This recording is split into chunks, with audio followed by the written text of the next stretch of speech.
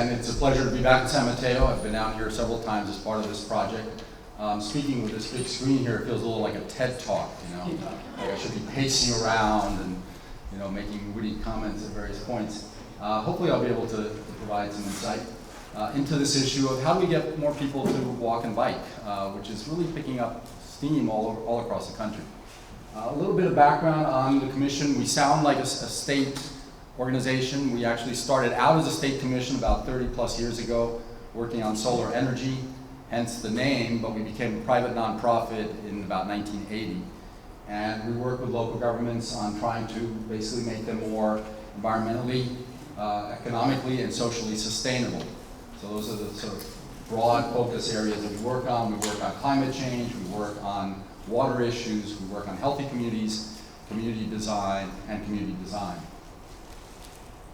What we do is provide communities inspiration, practical assistance, and also a network of leaders that they can learn from and inspire each other.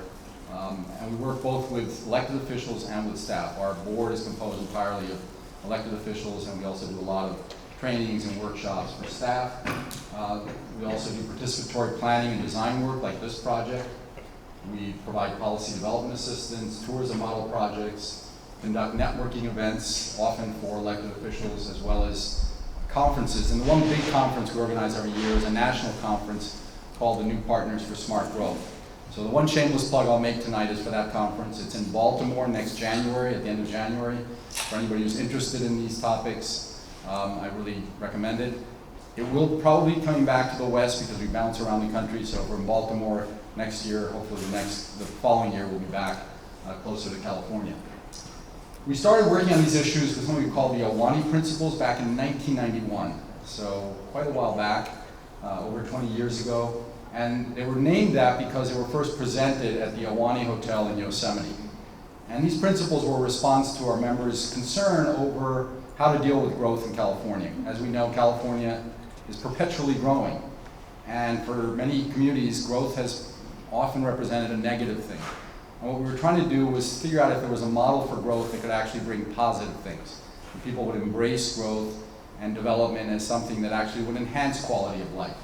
So we brought together some architects and urban designers who were doing some innovative work and asked them to develop a set of simple principles for how to make communities work better. And wow, the light is really sharp. And what they came up with was basically half a page called the Awani Principles, which talk about revitalizing existing parts of our communities through what we call infill development. And then plan, if we are going to be building new communities, making sure that they're complete communities, that they have a mix of uses, that they're destinations you can walk to, that for longer trips we provide transit, that we have a diversity of housing types in them, that have a central focus where people can come together. Very much like traditional neighborhoods, like the way we used to build our towns and cities before we started building them as sort of suburban subdivisions that we had to drive from one place to another in. We've done a lot of work on these issues over the years. 1991 was over 23 years ago. We got involved in conducting community design projects in the early 2000s. We partnered with a lot of organizations, including the Bike Coalition, California Walks, Rails to Trails, and the Department of Public Health to basically the program we call the Healthy Transportation Network. This is going back about 10 years to provide technical assistance, workshops, and so on in over 60 communities. And we also conduct safe routes to school, complete streets, and designing for pedestrian safety workshops. So enough about me. Let's talk about bicycling and walking and why there's so much potential. If we look nationally at the trips people take, so the average types of trips, 50% of all those trips that people take are less than 3 miles. 28%, almost 30% of trips that people take in a normal day, and this is looking at household trips, are less than 1 mile. And yet what we're seeing is that of those trips, 60% of the 1 mile trips, those short trips, those trips are being taken by car. Now if you think about it, a 3 mile trip is an easy bicycling trip, 15, 20 minutes. A 1 mile walking trip is a 20-minute walking trip for most people. So those are the trips that we really see a great potential of capturing with good community design, with good bicycle and pedestrian facilities.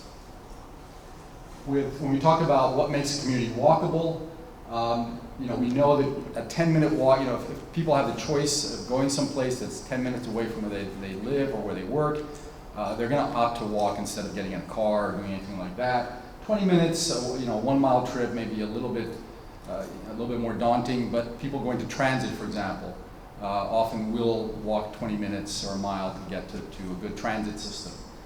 With bicycling, same kind of thing, follows. We have, a 10-minute bicycle trip is, 1.5 miles. So 3-mile trip, as we saw earlier, would be something you could do easily in under 20 minutes. What we've seen in the last few years, and we've been working on this since the very start when public health got involved in this issue, is that public health folks are concerned with the obesity epidemic in this country. We're seeing some states with over 35% of their population being categorized as obese. We're seeing young children, the increase in obesity and overweight quintupling, increasing by 4 to 5 times in the last 20 years. So it's a serious problem, and they recognize that active transportation, active living is one of the best solutions to that. There's the issue of improving our diets, of course, but when we exercise, our metabolism improves, and it actually helps us with the healthy eating side as well. So this cartoon sort of brings that to the fore. Just generally on sort of general policy issues, I'm going to start sort of big picture and then go down to bicycling and walking. The climate today for walking and bicycling is becoming much more favorable. At the national level, we see a policy statement coming out of the Department of Transportation back in 2010. This was Ray LaHood, the Transportation Secretary then. The one on the bottom right is a new Transportation Secretary. And both of them have been very staunch supporters of walking and bicycling, not just as sort of a nice thing to do, but as part of the transportation system. They talked about every transportation agency having the responsibility to improve conditions and opportunities for walking and bicycling, and to integrate walking and bicycling into their transportation systems. And I think that's really the key. No longer is walking and bicycling being viewed as something recreational. It's being viewed as something that we should be doing and can do as part of our daily routines and as part of transportation. At the state level, we've also seen strong support for complete streets policies. We've seen the greenhouse gas reduction legislation, AB 32, which is emphasizing sustainable communities, creating more transit-oriented development, places where people can walk and bike. So we're seeing strong support from them and from Caltrans. The Department of Transportation now is also talking about this. They have a very good complete streets policy, and they're recognizing that they need to make changes to the way they do business to support that. I'm going to start out talking about general issues that I think we've been recognizing more and more are really key to make both bicycling and walking safer. And one of the critical ones is speed. We know that if we can bring speeds down in communities, it simply will make it much safer for everybody who's out there walking or bicycling. And part of the reason for that is simply that when motorists start speeding up, their cone of vision, their range of vision really gets reduced. So at 15 miles per hour, the motorist sees a lot of what's going around them. This is obviously good for safety because if somebody should step out into the street, the motorists can see them. It's also good for economics and economic development because if there's stores and businesses along those streets, the people in those cars will see them and are more likely to stop than if they're going 30, 40 miles per hour. But as we speed up, that range of vision, that cone of vision gets narrowed. And that's when we start getting more problems. Not to mention that as we go faster, it takes a lot more distance to stop a car. So there's been growing recognition of this, and that's why I think there's more and more discussion now of just focusing a lot on bringing speeds down, especially in neighborhoods and communities where people are walking and bicycling. So this graphic shows us that at 20 miles per hour, you can typically bring a typical car to stop, and that's sort of the reaction time and then the time it takes to physically bring the car to a stop in about 100 feet, a little bit more than 100 feet.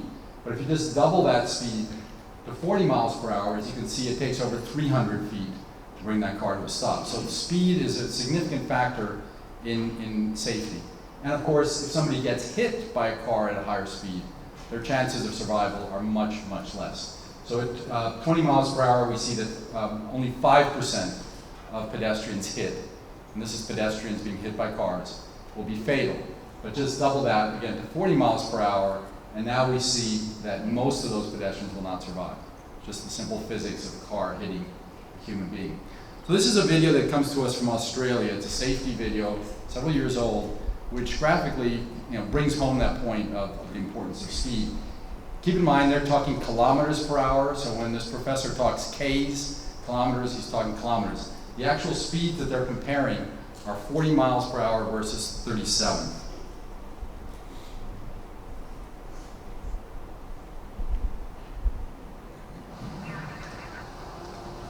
What you're about to see will change your mind about speeding.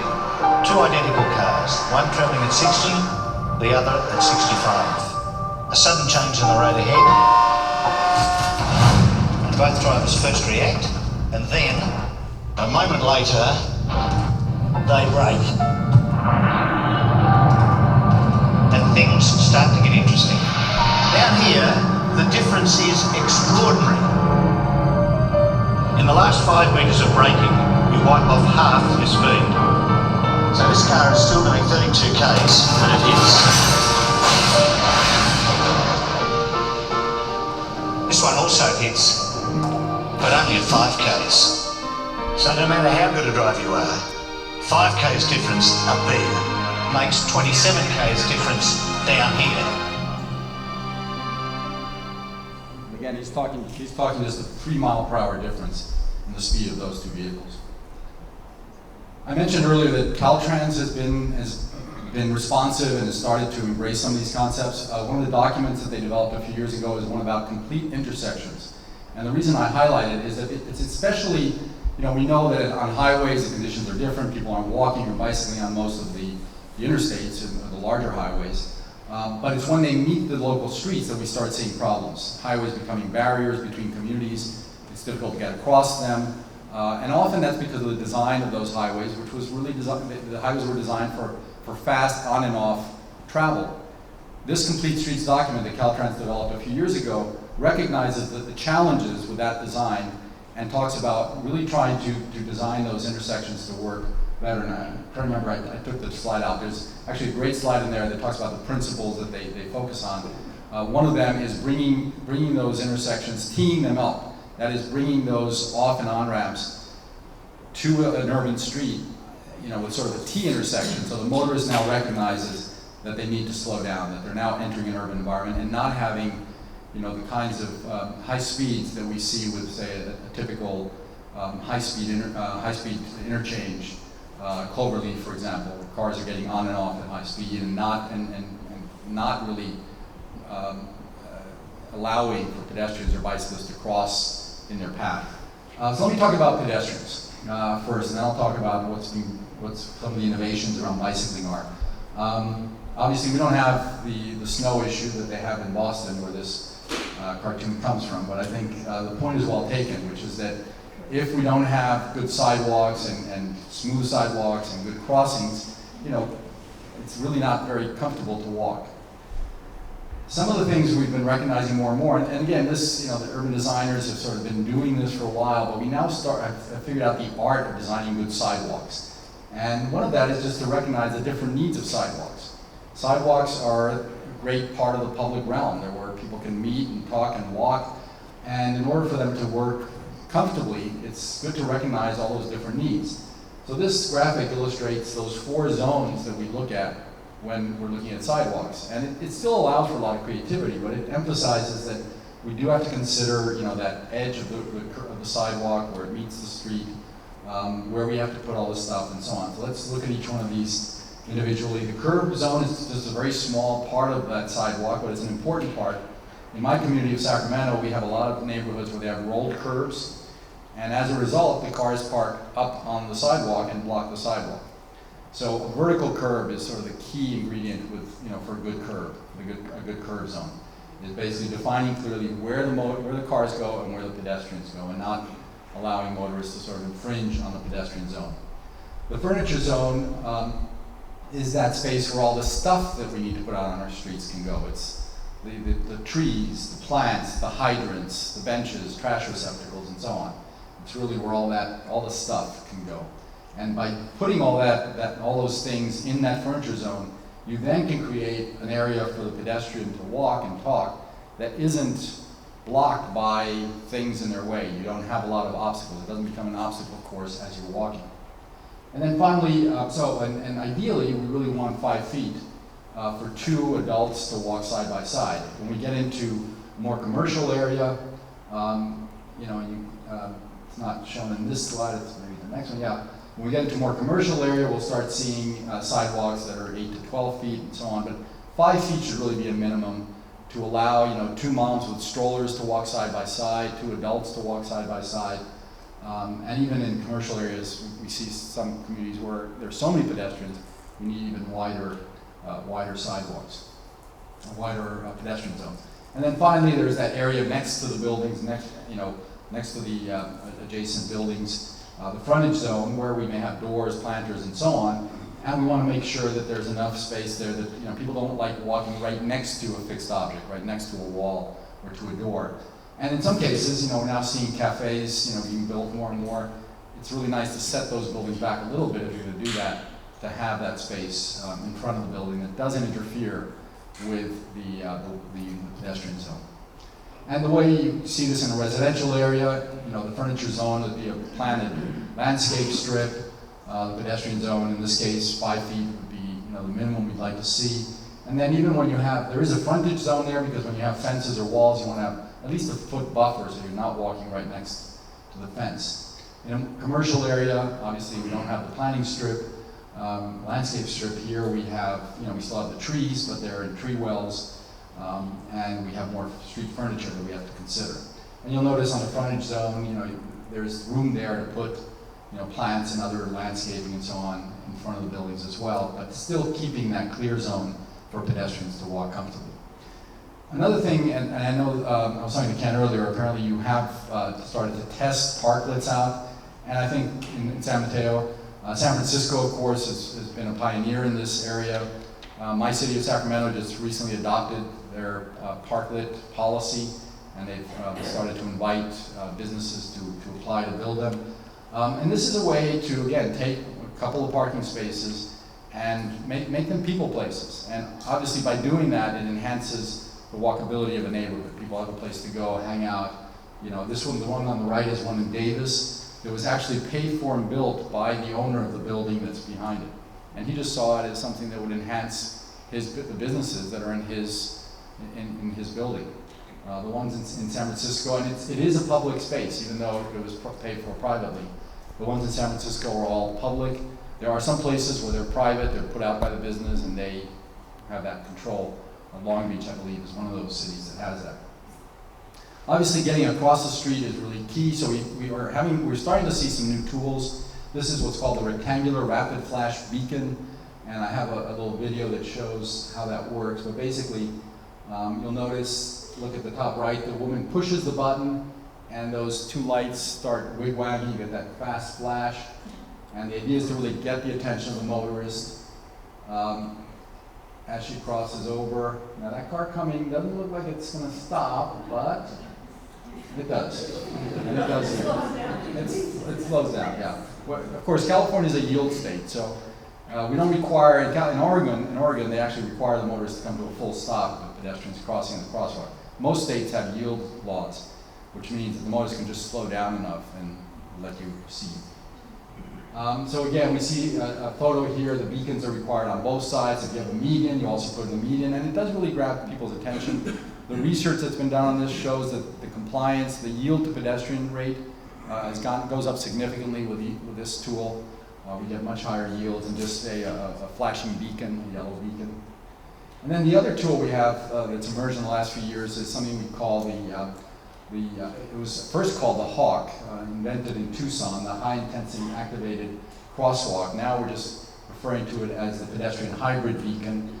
Have folks seen any of these? No? This is fairly new. I guess a few people are nodding. And I have both a video. This just shows the sequence. So the challenge we have is if you have a crosswalk where you want pedestrians to be able to cross, but when there are no pedestrians, you want traffic to move, is what happens if we put a signal out there and it's blank? A typical traffic signal, it's blank. What are you supposed to do when you see one of those? Stop, right? The assumption is the power is out and the signal's not working. So this was invented as basically an alternative type of signal. that looks a little bit more like, something you'd see at a train crossing maybe. And the idea is that when it's blank, motorists, just drive through. You don't have to stop. When the pedestrian hits the button, starts flashing yellow on the bottom, then it goes to a steady yellow, a steady red, which is when the pedestrian crosses, gets a walk. And then as the pedestrian is getting what's called the clearance phase, to clear out of the crosswalk, it goes back to a flashing wig-wag red. And at that point, motorists, if there's no pedestrian in the crosswalk, are supposed to stop and then proceed. And then it goes back to blank. So here's a video, the next one's a video. And let's see how that works. So here, she's just pushed the button.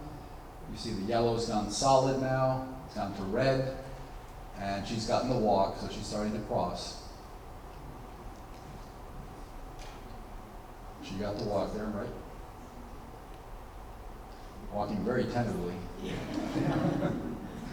And the motorists still have the red. And then as she's getting through, you'll see it goes back to that flashing red. I think this is just showing different angles. I don't think there's anything more to see here. You have out there, how many folks have seen something called leading pedestrian interval? This is where the pedestrian gets the walk before the cars do. And it's particularly useful when you have heavy turning movements.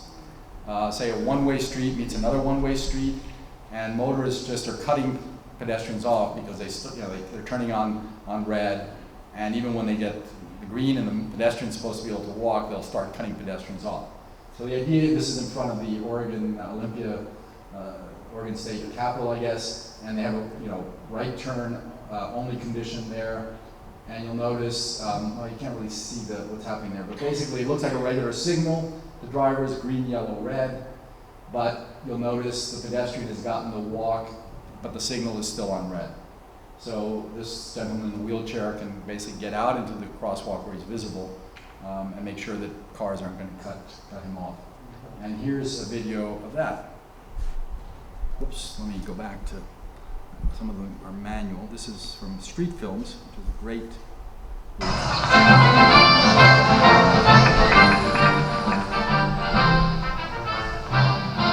This is New York, by the way. LPI is a leading pedestrian interval. What it does is it gives the pedestrian a head start in front of the cars. The cars will be waiting at a red light, and the pedestrian gets a walk sign, and they're able to enter the crosswalk, and then the cars get the green light. So the pedestrians at that point are well established in the crosswalk. Now you notice the traffic is completely stopped as the walk sign goes on. So the pedestrians start first as the traffic stays still, like this lady crossing here, and they won't move for a whole 17 seconds. That's New York. People have enough time to cross exclusively and not worry about turning traffic, especially coming off in a neighborhood like this from the Lincoln Tunnel, where we get volumes of trucks and buses. You get the picture. So in New York, they actually use this, typically we only have a 3 to 5 second delay. In New York, they're going to 17 seconds because, again, they've got such serious, they've got so many pedestrians and serious traffic conditions. The other thing I wanted to mention, this is hot off the presses. This came out yesterday. The Department of Public Health is starting a pedestrian safety campaign. So this is one of their of the messages they prepared. This one is obviously trying to get the attention of the pedestrian and distracted walking and distracted pedestrians. And then this second one is sort of the message for the motorists. Again, your speed can impact your life. So they're making this available to local jurisdictions to use as they wish. It's sort of a public information campaign. So hopefully we'll start seeing more of these just as part of, when we think about these efforts to create more, the engineering is all great, but we also have to do a lot of education and enforcement as well, along with the engineering. So with cyclists, switching over to cyclists, what are the 5 things cyclists want? They want space, low vehicle speed, low traffic volume, smooth surfaces, and minimal conflicts at intersections, right? If you're a bicyclist, that's your ideal world, and it looks sort of like this. Motorists on the side of the road, bicyclists dominate. And one of the things that's really key with any bicycling plan that we do, or any bicycling efforts, is the network. Where I live in Sacramento, we have a street right in front of my house or my loft, that has not only one bicycle lane, it's a one-way street. It has two bicycle lanes on each side of the street, both going in the same direction as traffic. But you go 3 blocks west, and both bicycle lanes disappear. And then you're sort of left to your own devices. You either ride up on the sidewalk, or you take the lane, and a lot of cyclists just are not comfortable doing that. So creating a good network, and this map just shows bike lanes, bike boulevards. The green is bike lanes, the blue is bike boulevards. We've got trail systems, and it does create a system that, which allows bicyclists to get to a lot of places. So I think that's one of the key things to think about with bicycling. And what are some of the reasons people don't bicycle? Anybody want to throw them out? What's the reason you wouldn't, say, bicycle in San Mateo? Unsafe. What's that? Unsafe. Unsafe, yeah. Safety is the number one thing. Other issues, other reasons people may not bike? A little slower. Slower, less convenient maybe in some cases. Might be stolen. Stolen, yeah. No place to park. No place to park your bike. Might get stolen. Right, and you may not own a bike. I mean, just fundamentally, some people don't have a bike. There may not be facilities when you get to work, place to park it, showers. There may not be enough people doing it. You don't feel comfortable. And some people are just intimidated by the guys in Lycra. Usually they are guys, by the way. Now, the number one reason that we found, and the surveys find that people don't bike, is the one that was mentioned first, which is safety. That's the number one reason. And there's been a lot of studies done up in Portland, which is why I'm using Portland, Oregon statistics here. But the concern about traffic with riding with automobiles is the number one barrier to cycling. And the other thing that the researchers found is that women are far more reluctant to ride in heavy traffic than men. And Professor Dill, who's done a lot of these studies, finds 52% of women view heavy traffic as a barrier, whereas only 34% of men think of that. I think women are just more evolved, have a greater sense of survival, whatever. But I think there's some interesting research to be done there. And the good news, though, is that the researchers also found that cyclists will go out of their way to use bicycle infrastructure, which tells us that if we build the infrastructure, people will use it. The other issue is, of course, helmet hair. So Karl Lagerfeld, a few years ago, developed these fashionable helmets as part of his line of fashion, I guess, the Winter 2010 collection. I think these were mink-covered helmets. And these may have been for, the little Vespa scooters, too, I think. Maybe not all bike helmets. So again, going back to the Portland research, what have they found? What makes things work? Well, they have found that in order to create conditions to make, they're focusing on that 3-mile trip that we talked about earlier. They see those numbers as well. And they're looking at these 5 things: the network, good end-of-trip facilities, improving bicycle and transit integration, encouraging bicycle use, and making bicycling safe. That's their focus. And over 15 years that they've invested, I think it was about $50 million, they've seen a significant increase in bicycling. And notice that even after they built bikeway miles, the yellow bars, the traffic, the number of people bicycling continues to go up, which again is what we see in a lot of communities. Of course, when you start comparing, and Portland's one of those cities that's actually invested heavily in this, $50 million over 15 years, but when you start comparing it to cities in Europe that really have been working on bicycling for 20, 30 years, like Copenhagen and Amsterdam, it's still a very small percentage. And of course, you see the blue is the bicycle mode split, the percentage of people bicycling, typically for work trips. The green is the annual spending per capita. So we still have a long way to go if we want to sort of catch up to our European friends. The research in Portland, this is really why I like to show this, shows that there's about 8% of bicyclists who will ride no matter what. They're the strong and fearless, they call them. It's about less than 1%. And then the enthused and confident, another 7%. But then there's like almost 2/3 of people they've surveyed who are interested but concerned. And they refer to this as the orange group. And that's the group that they really feel we need to provide safer facilities for to make it feasible and to encourage them to bike. And then there's that 1/3 that says, no way, no how, I'm never getting back on the bike again. The other research that I think is really worth looking at is, this is some new research that's come out of Northeastern University, Peter Firth, where he looked at basically identifying low-stress streets. So this is a map of San Jose, which shows only the streets that they basically have considered to be low traffic stress. Not a lot of traffic. So you see quite a few streets that actually fit into that. The problem is a lot of them don't connect. So you've got a lot of things that get in the way, a lot of arterials and other things. So then they looked at, what are some of the needed changes that would help make that network really work. So the red is showing some of the improvements, some additional expenses, and what their conclusion basically was that it wouldn't cost all that much in the big picture of things to make these improvements, that they can be done. And that can be done with traffic calming, medians, cycle tracks, bike lanes, and so on. They also looked at the areas around San Jose State and San Jose City College, and again showed that there are sort of small areas around there that have low stress streets. But then when you start basically expanding the network and improving those others, you now have a really well-connected network to access those two colleges. So I think there's some interesting research that's being done that really points to some solutions when it comes to bicycling. One of the simple things is we need to start thinking differently about how we fit bicycle lanes on our streets.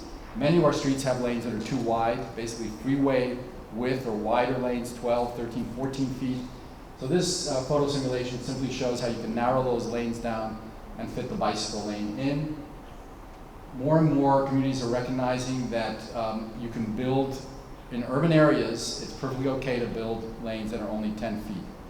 Even streets that may carry transit 11 feet may be needed, but more and more communities now are going to narrower lanes, slows the speeds down a little bit, and may give you the space to add in the bike lane. You don't compromise security or safety or capacity by reducing the width of the lane.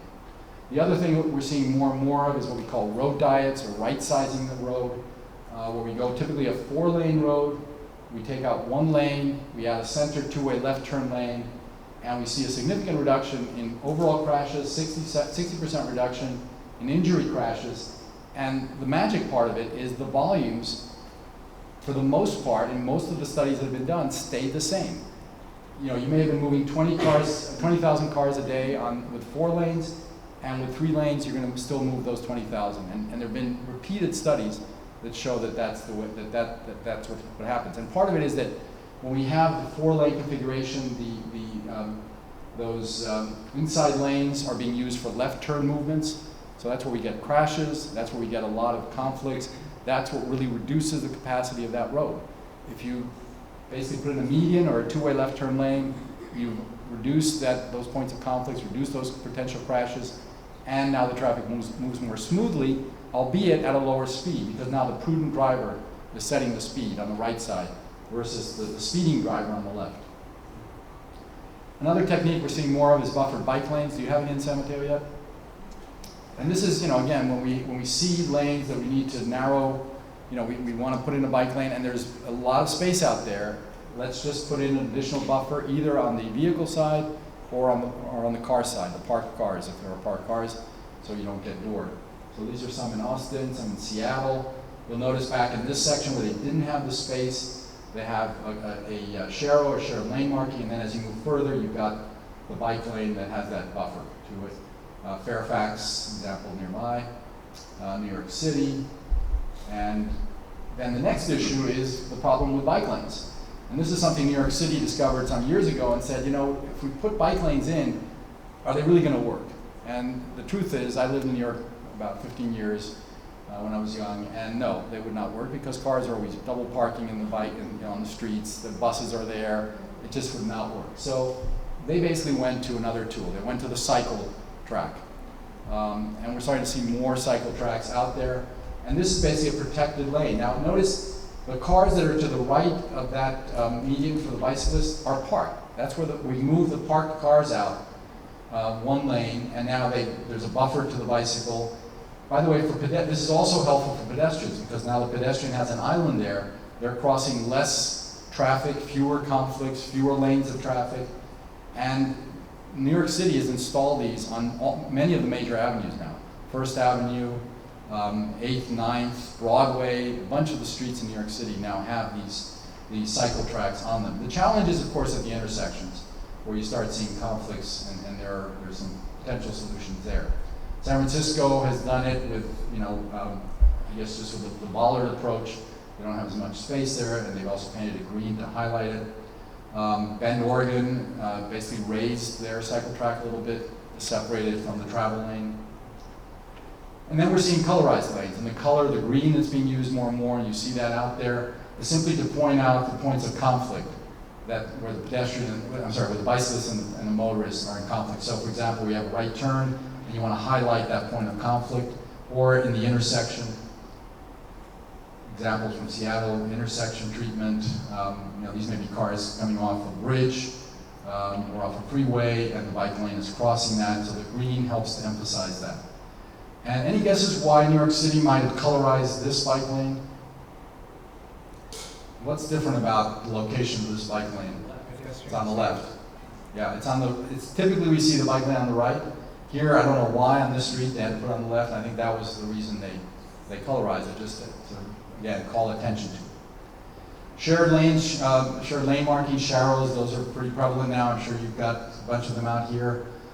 Basically just informs the bicyclist where to ride to stay out of the door zone, and also emphasizes to the motorist that there's bicycles riding in the lane, and we accompany that with signs like these that get the point across that the bicycle is allowed to ride in that position.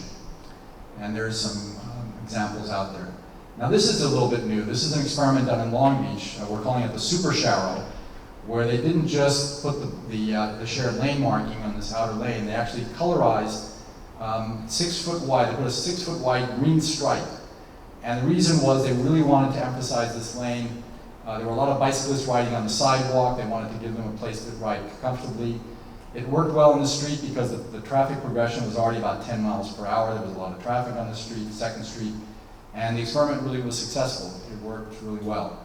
So, and even, young women on their cruisers feel comfortable riding in that lane now, whereas before, and if it was just a sharrow, they probably wouldn't.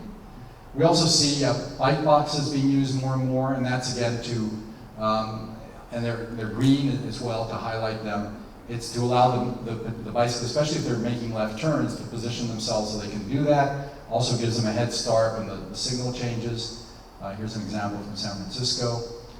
And then this is an example from Portland, Oregon, where actually to make a left turn, they're positioning the bicyclist here where there's a median of some sort to make that left turn. And that brings us to this video, which is something that Ken actually asked me to show, which is sort of a new idea for designing protected intersections, which, I think there's some pros and cons to them. You'll be able to judge when you see it. And this is developed by Nick Falvo from Alta, so this is his video.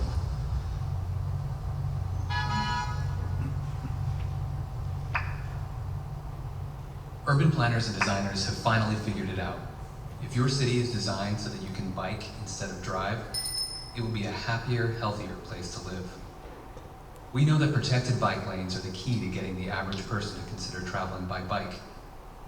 Sharing busy traffic lanes with cars is absolutely unacceptable, and separation by a line of paint is often not enough.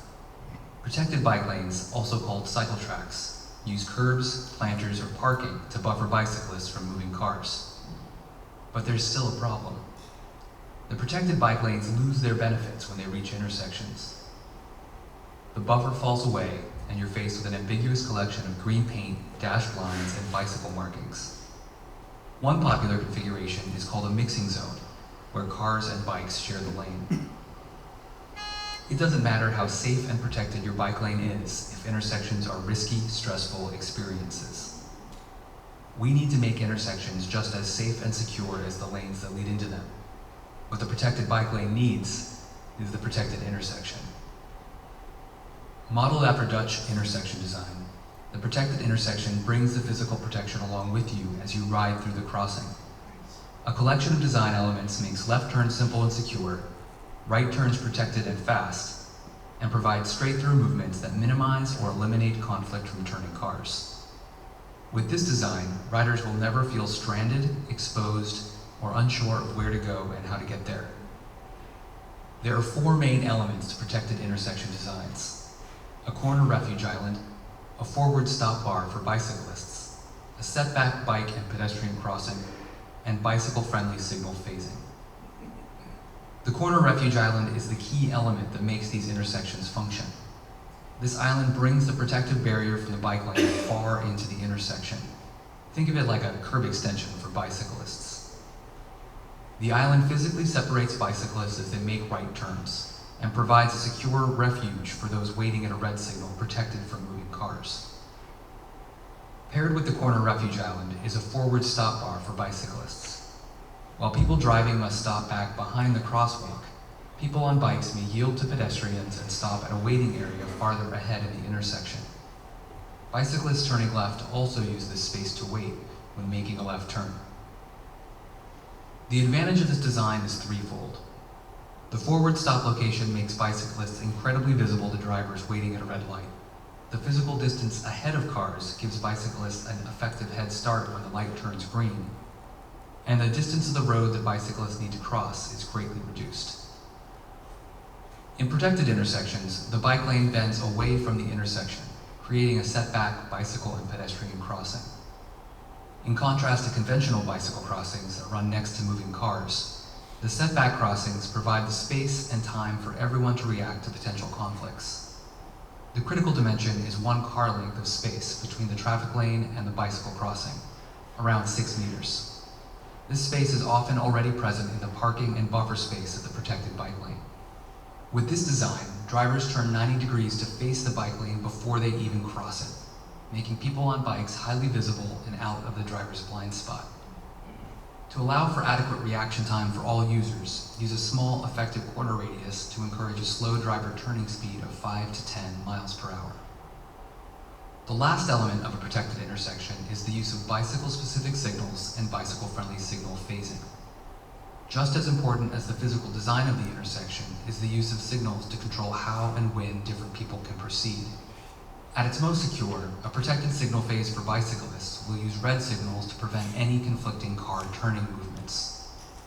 There is no risk of right or left hooks from cars when they are prohibited from turning while bicyclists are traveling through. A variation of the protected signal phase is to give all car movements a red signal and all bicyclist movements a green. This simultaneous green phase gives full reign of the intersection to bicyclists, allowing through movements in all directions at once, left turns in one stage, and even full U-turns through the intersection. Even at high volumes, bicyclists are good at negotiating shared space and will have no trouble staying out of each other's way.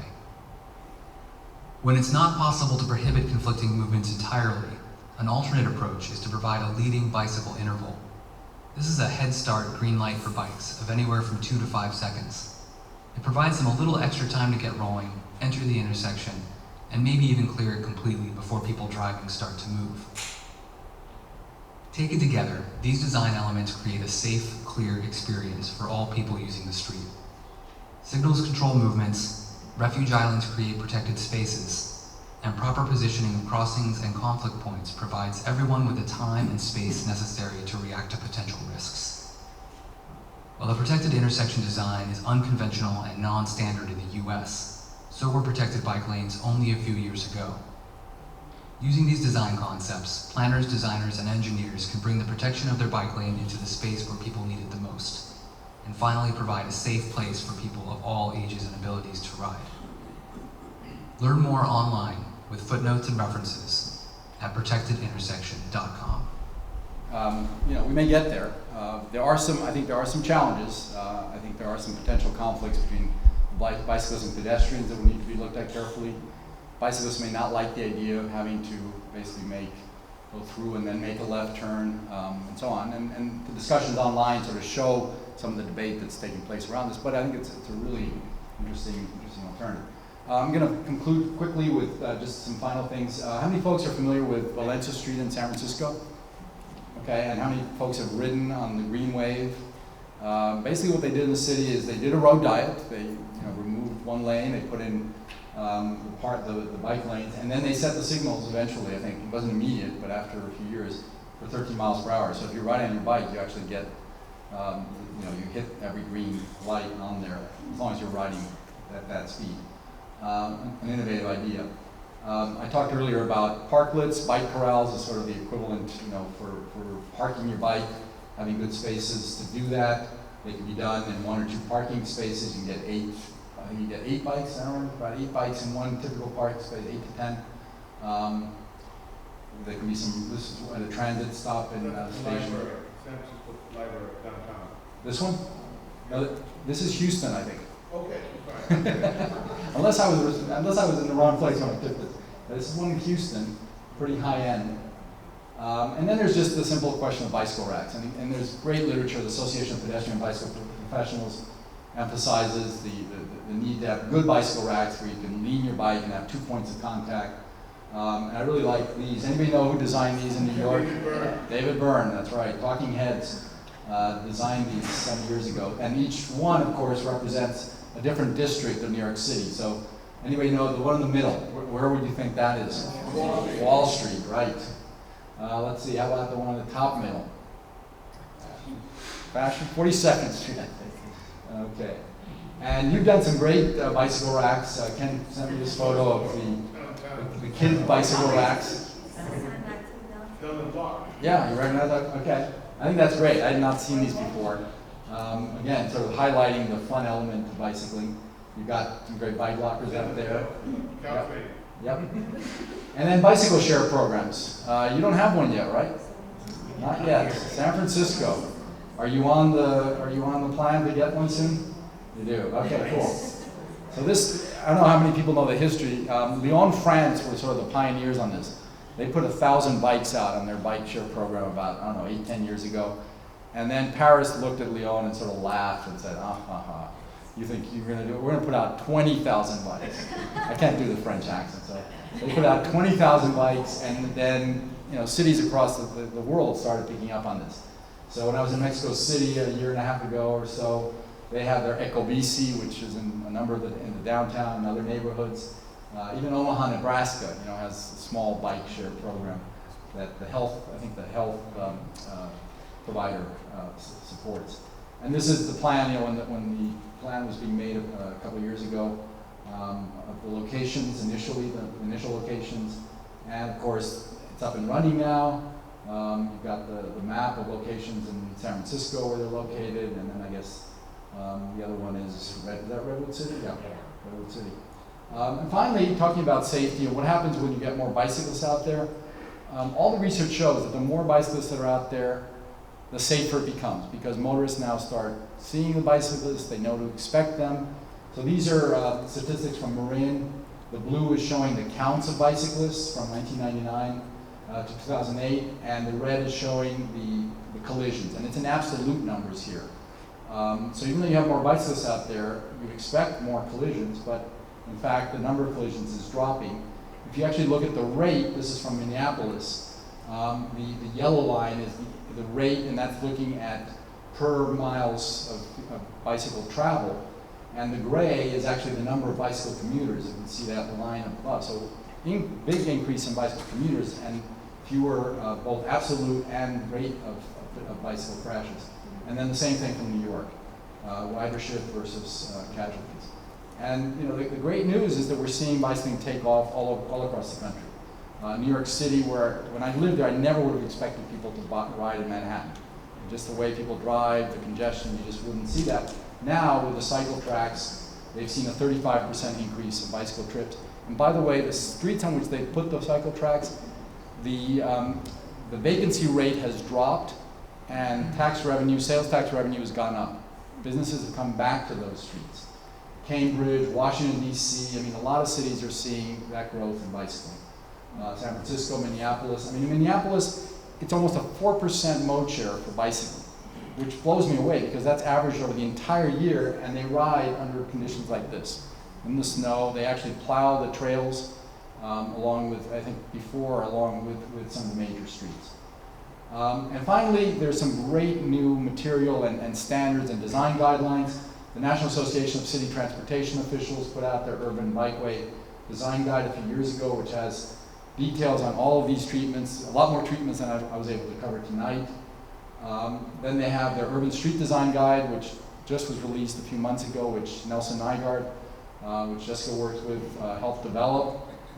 Also great examples of how to design different types of streets. And then we have things like ITE, the Institute of Transportation Engineers, also a few years ago, coming out with new design ideas on the importance of context and what types of streets you design where. And finally, this one from Los Angeles County that was actually paid for by the health department. So I'm going to stop. And this, by the way, this one is shareware. You can download it, you can reuse it, you can make it work for your community.